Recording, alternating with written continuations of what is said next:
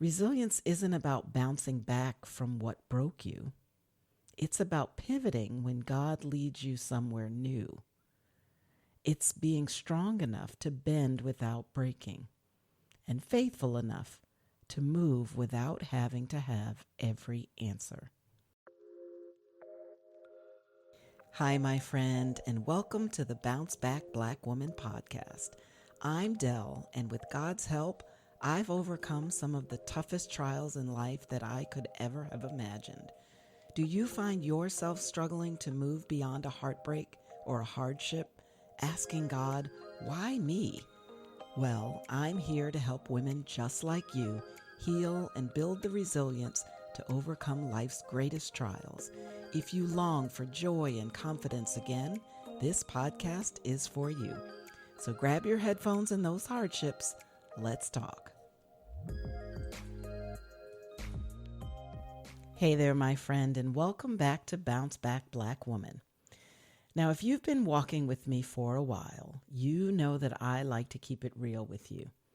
And so this week, I want to share that I am in a season of transition myself. Things are shifting, things are simplifying, and things are, one of my favorite words, evolving. And honestly, that's exactly what today's conversation is all about. And those things equal resilience. And embracing all of those things is exactly what resilience means. Now, we often talk about resilience as this ability to get back up after something hard happens, right? And it is. But lately, God has been teaching me that resilience is also about pivoting when He redirects your path. And that happens even when you don't fully understand it yet. And so today, I want to talk about what that kind of resilience looks like in real time. When you're listening and trusting and adjusting, all while God is doing something new. So I'll be honest, which I'm always honest with you. This season has brought a lot of reflection for me. As you know, I just wrapped up a 6-part trauma series on this podcast, and it was powerful. I think it was just as powerful for me as it was for many of you. But after it ended, I started to sense God nudging me to press pause and reevaluate where this podcast was going and where my work as a resilience coach is going.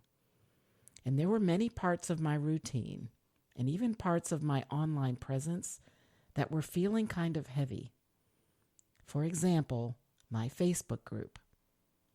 It started out with so much heart and intention, and I wanted it to be this space for women to connect and grow. But over time, God was making it clear to me that that's not what my audience actually needed or actually wanted, and that what they wanted was something different. You wanted guidance, not another platform to attend to. You wanted reflection and not just another social media notification. And so I made the decision to retire and archive that group so that I can make space for what is next.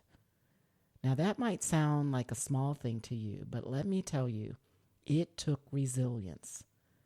Because as I said, resilience isn't just about getting through trauma or heartbreak. Resilience is really about trusting God enough to release what no longer fits in the season that you're in, no matter how much you wanted it to. So here's what I've learned about resilience, friend. It's not just endurance. It's actually adaptability. Resilience isn't about bouncing back from what broke you. It's about pivoting when God leads you somewhere new.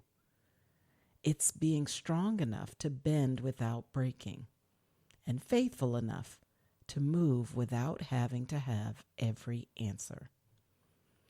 Resilience says, I don't know where this is going, but I trust the one who is leading me. And my friend, that's exactly where I am right now. trusting that by simplifying, by focusing on what's truly aligned, God is creating clarity in my life, in my work, in my message. And so if you're in a season like that, maybe you're shifting jobs or you're transitioning in or out of a relationship, routines, or even your dreams, this episode is for you. Because sometimes God isn't punishing you by changing the plan. He's protecting you by perfecting your purpose.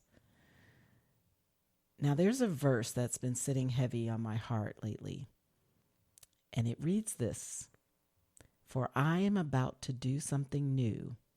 See, I have already begun. Do you not see it?"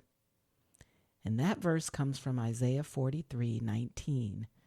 And it's a reminder that God doesn't wait for our permission to start something new in our lives. He begins that work quietly, sometimes even long before we realize a shift is happening. And when He calls us to pivot, it's not chaos. It's confirmation, my friend. The work of resilience is learning to recognize that newness, even when it doesn't make sense yet. It's choosing to believe that the same God who sustained you in that last season, that hard season, will sustain you in this one too. Now, here are 3 ways to build resilience when life shifts on you. Number 1, pause and assess. When things start changing, our first instinct is to rush or panic. We want clarity. We don't like the messy middle. But resilience begins with awareness. And so you need to stop and ask this question: what is actually changing? And what is God trying to show me in that change? That's a powerful one, so bookmark it. And number 2, pivot with purpose. Don't just move or change for movement's or change's sake. Because resilience isn't restlessness, it's realignment. And for me, that meant focusing on my podcast, my newsletter, and deeper one-on-one work with many of you who need someone to guide you, instead of spreading my energy thin in all kinds of directions that I wasn't really called to go in. And number 3, plant new roots. Don't just walk away from something old. Walk toward something new. Start building consistency where God is calling you now. It might feel unfamiliar, but peace often lives on the other side of obedience. Now, I want to be honest. Change is uncomfortable, even when it's the right change. There's grief in releasing what used to be, releasing what your expectations were. And there's uncertainty in not having the full plan, not seeing the bigger part of the map. But resilience doesn't demand that we like the change, only that we stay open to it. Because what feels like a disruption might actually be your direction. So here's the takeaway, friend. You can't always control the changes that are around you, but you can control how you respond to them. And resilience is your choosing to trust God's redirection instead of resisting it. So I have a journal prompt for you to help you go deeper in understanding how this might be happening in your own life. And here's the prompt. Part A, where might God be asking me to pivot right now? And part B, what would it look like to trust His leading, even without knowing what's next? I can't wait to hear how this prompt helps you have what Oprah always called an aha moment, because I know it will. I know it will, friend. So when it does, I want you to email me at hello@bouncebackblackwoman and share with me what came up, because I see a lot of light bulbs going off. Now, my friend, if this episode spoke to you, if you're feeling a shift in your own life, I want you to know this. You are not behind.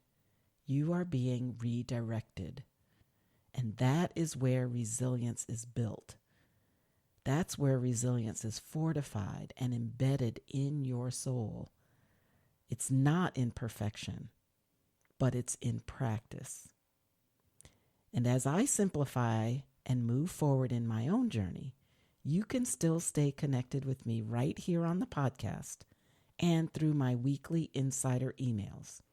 You can sign up for those by visiting the show notes or head over to bouncebackblackwoman.com and sign up to receive them, because that's where I'll be sharing what's coming next, along with new tools and reflections to help you keep growing in resilience and faith. So until next time, my friend, remember this: you're not losing anything by following God's lead. You're gaining peace by walking in His plan. Well, that's it for today, my friend.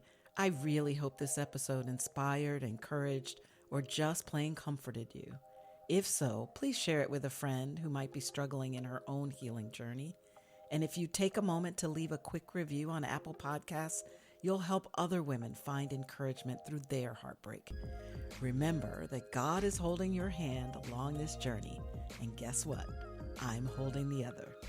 Life is short, so bounce back, Black woman.